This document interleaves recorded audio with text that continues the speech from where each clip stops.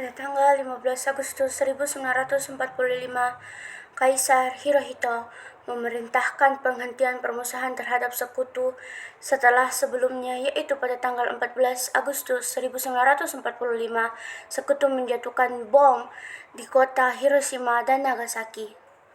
Berita tentang gencatan senjata yang dilakukan oleh Jepang ini disiarkan di radio dari Tokyo.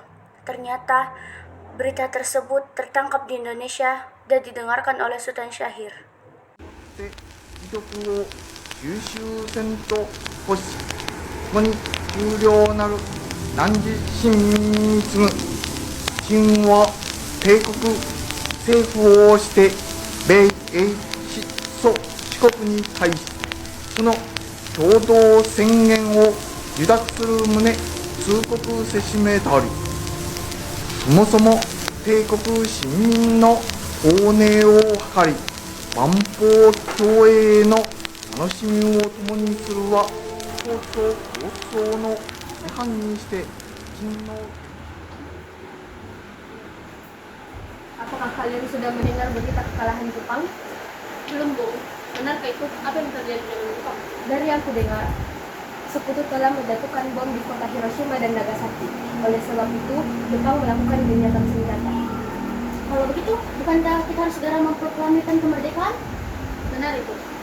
Jepang sudah tak ada wewenang lagi di negeri kita. Kita harus segera memanfaatkan momen ini.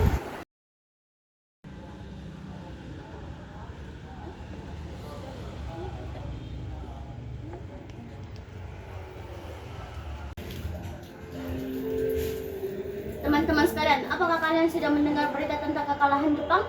Belum, kawan. Dari mana engkau tahu tentang itu? Tadi, saya dan Sumarni kami berdiskusi bersama Syahir. Ia mendengar tentang Jepang yang terkena gencatan senjata. Berarti negara kita sekarang dalam kondisi vacuum of power. Benar, dengan adanya begitu, saya berniat membahas ini tentang masalah ini. Nah, dengan adanya kesempatan ini, kita harus segera memproklamirkan kemerdekaan. Tepat sekali. Kalau begitu, kita harus membagi tugas. Di kanan dan di luar, kalian pergi ke Bung Karno untuk memberikan kabarnya. Saya dan Bung Darwis memberitahukan pemuda lainnya untuk segera merebut kekuasaan kembali dari Jepang.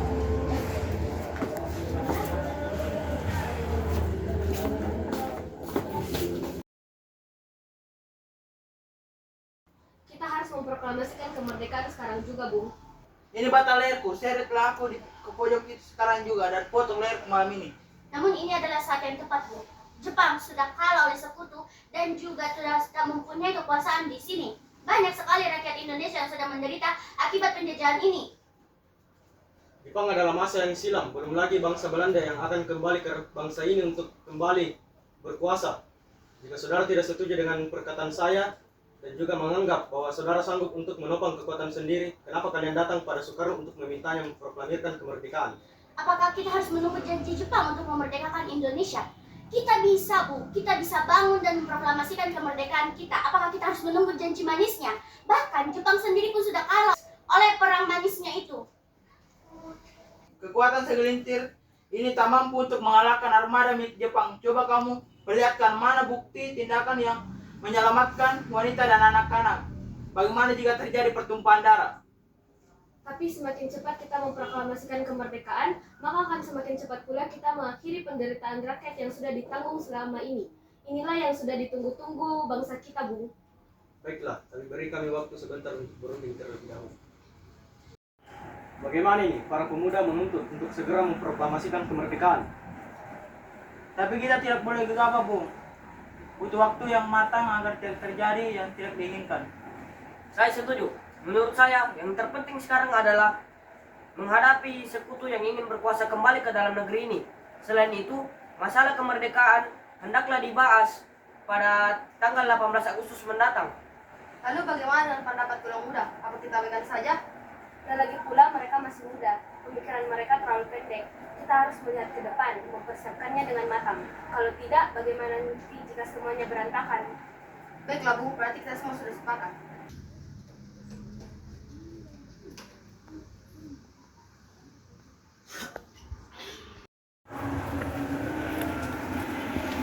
Setelah kami berunding, kami memutuskan untuk tidak tergesa-gesa mengenai proklamasi kemerdekaan. Namun hal ini akan dibahas lagi dalam sidang PPKI.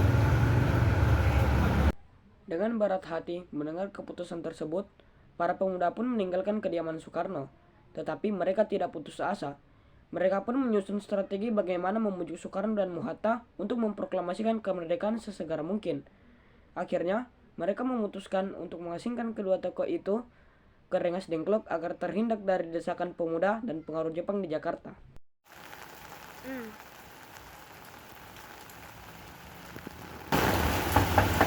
Assalamualaikum. Waalaikumsalam warahmatullahi wabarakatuh. Ada apa saudara datang sepagi ini? Ada apa ini Pak? Mengapa ramai sekali? Kami bermaksud membawa Anda dan Soekarno untuk menuju tempat pengasingan. Tempat pengasingan apa yang saudara maksud? Ya, kami akan mengasihkan Anda agar terhindar dari bentrokan antara warga dan Jepang. Baiklah, kami akan ikut. Sebaiknya Ibu Fatmawati dan anak Anda turut serta untuk menjamin keselamatan mereka. Baik, saya akan membawa mereka. Mari.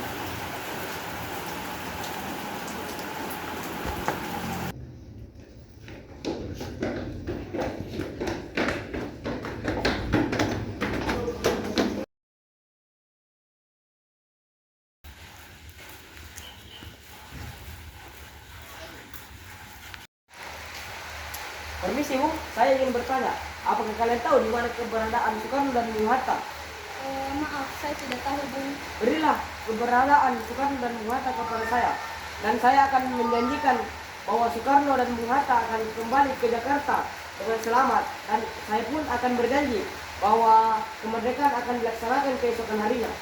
Akankah Anda bersumpah akan hal itu? Baiklah, kami akan menunjukkan tempatnya di Rengas Dengklok.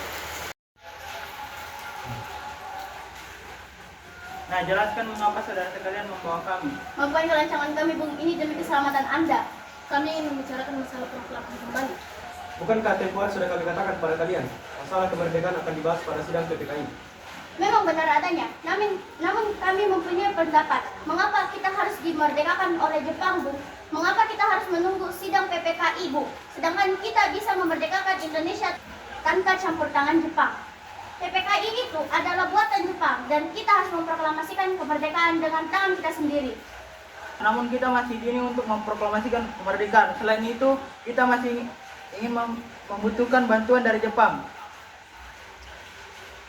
Bagaimana jika perkataan Jepang yang ingin memerdekakan bangsa ini hanyalah janji manis belaka? Apa yang akan Anda lakukan?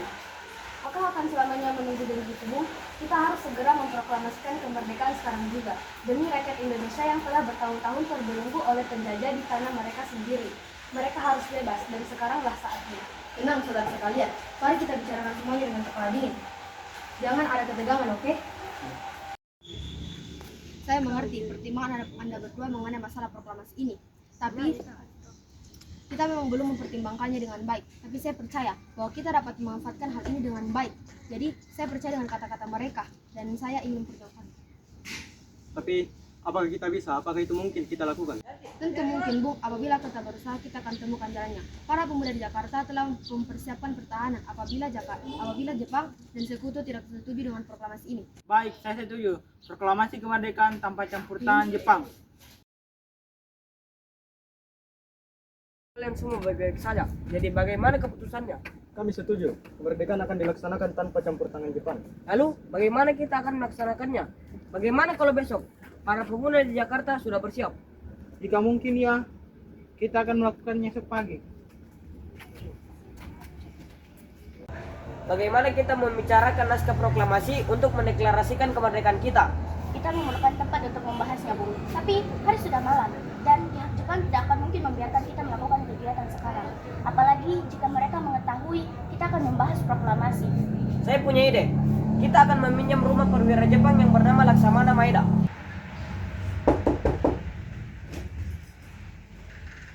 Selamat malam, Bung. Ada apa? Maaf kami mengganggu waktu Anda malam-malam begini, Bung. Kami ingin mencari tempat untuk membicarakan kemerdekaan yang akan dilaksanakan keesokan harinya. Benarkah itu? Silakan, kalau begitu silakan masuk. Saya turut gembira mendengar kabar ini. Kalau begitu, silakan gunakan ruangan yang kalian butuhkan. Saya akan pergi saya terlebih dahulu. Terima kasih, Pak Perwira. Acara perumusan naskah proklamasi berjalan lancar, tidak ditemukan kesulitan untuk menemukan rumusan yang tepat. Sebagai hasil pembicaraan mereka bertiga, diperoleh rumusan yang ditulis tangan oleh Soekarno. Pada tanggal 17 Agustus 1945, tepatnya pada pukul 04.00 WIB, dibacakanlah rumusan naskah proklamasi untuk pertama kalinya di depan para hadirin yang berada di rumah Maeda, langsung disetujui. Namun kemudian timbullah persoalan tentang siapa saja yang akan menandatangani naskah proklamasi ini. Menurut saya, proklamasi ini tidak boleh ditandatangani oleh PPKI. Memangnya kenapa? Lantas siapa yang akan menandatanganinya? Karena PPKI adalah lembaga dari Jepang, dan tadi kita sudah sepakat bahwa proklamasi ini tidak boleh dicampur tangani oleh Jepang. Kau benar, Nak. Bagaimana, Bu? Adakah pendapat dari kalian yang ingin menyelesaikan masalah ini? Bagaimana jika naskah yang ditandatangani oleh hadirin yang datang saat ini, seperti Amerika ketika menandatangani teks deklarasinya? Jangan, kita tidak boleh meniru. Kita harus berbeda dengan bangsa lain. Lalu bagaimana Bung Karno?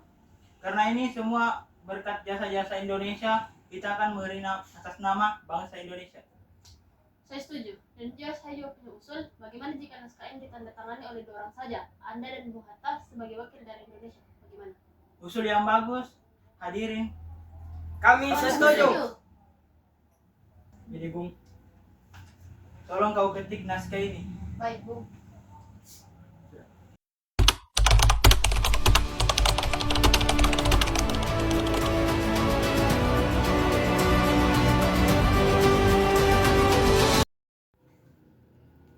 Alhamdulillah akhirnya berjalan dengan lancar. Terima kasih Bu telah menemani saya saat-saat meski menguras pikiran. Iya, terima kasih Gusti Allah yang telah memberikan jalan pada bangsa kita untuk memproklamasikan kemerdekaan. Oh iya Pak, apa kalian sudah merencanakan bagaimana proklamasi besok akan berlangsung? Sudah, kita akan melaksanakan upacara dengan iringan lagu Indonesia Raya. Bukankah kita belum mempunyai bendera? Lantas bagaimana? Ya ampun, Bapak sampai lupa bagaimana jika Ibu membuat bendera.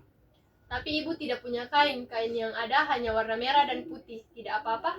Tentu saja, buatlah bendera merah putih. Baiklah, Ibu punya ide. Bagaimana kalau kita namakan Sang Saka Merah Putih? Ide yang bagus. Bendera pusaka Sang Saka yang berwarna merah putih, Sang Saka. Ya sudah, sebaiknya Bapak bersiap untuk menyusun proklamasi yang akan bacakan besok.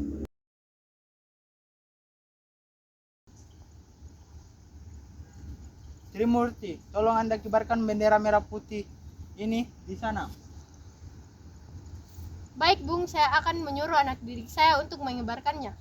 Hai kalian, tolong jaga bendera ini baik-baik. Kalian mendapat kehormatan untuk mengibarkannya pertama kali dalam sejarah Indonesia.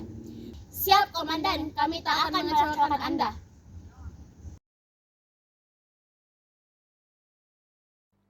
Saudara-saudara sekalian, saya telah minta saudara-saudara hadir di sini untuk menyaksikan satu peristiwa maha penting dalam sejarah kita.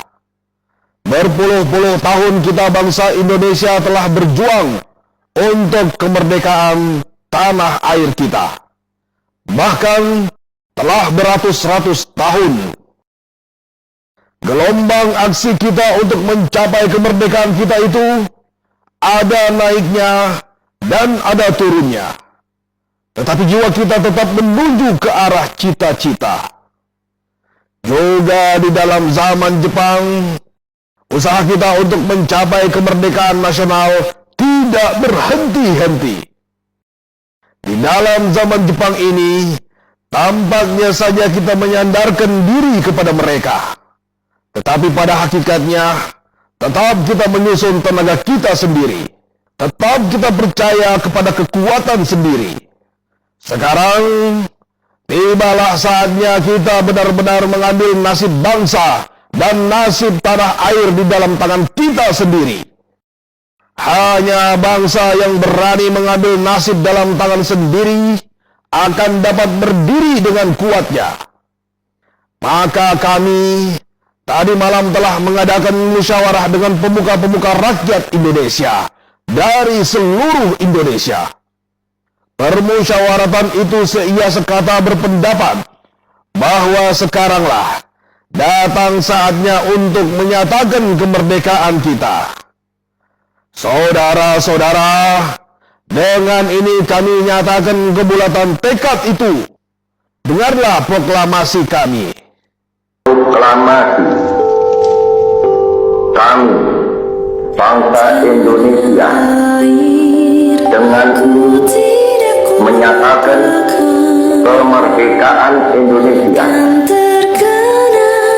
Hal-hal yang mengenai pemindahan kekuasaan dan lain-lain diselenggarakan dengan cara saksama dan dalam tempo yang sesingkat-singkatnya.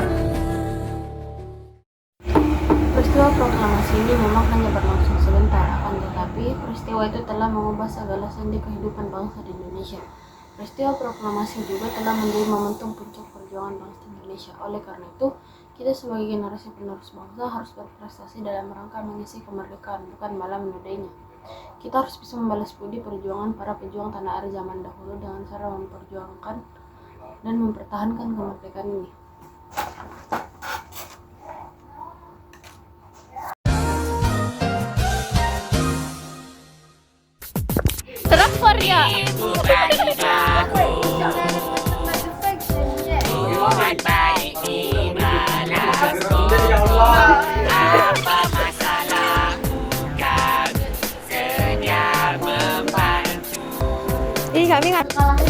Tersebutlah kisah si kepala kotak.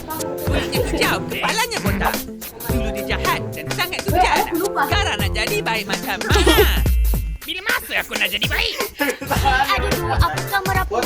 Kan kita orang dah janji nak bantu. Untuk kumpul duit, dapatkan koko. Itulah misi sempurna bukan di bako. Hai Ya betul lah apa kau cakap tu. Nasib baik kau mengingatkan aku. Nak hidupkan balik robot kesayanganku. Mari kita cari orang untuk dibantu. Aku tahu dari arah pacu tu. Dia sibuk cari koran dan adudu. Mari ikut aku ke belakang tu je. Sebenarnya aku tipu sahaja. Ikan hiu melayang-layang, kita bilang kita serius. Kemudian masalahnya bukannya habis waktu sebenar berdarah. Dia nama ragu.